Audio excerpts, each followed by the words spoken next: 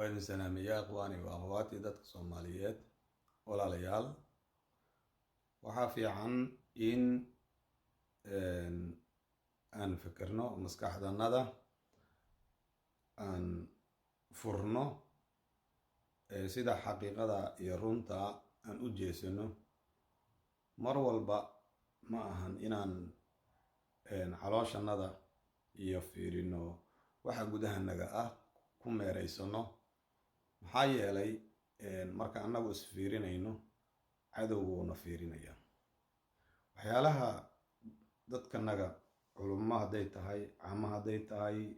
dad aqoon-yahan haday tahay qof walba dadka naga waxa uu la tusiyay ceebta walaalkiisa gudihiisa ku jirta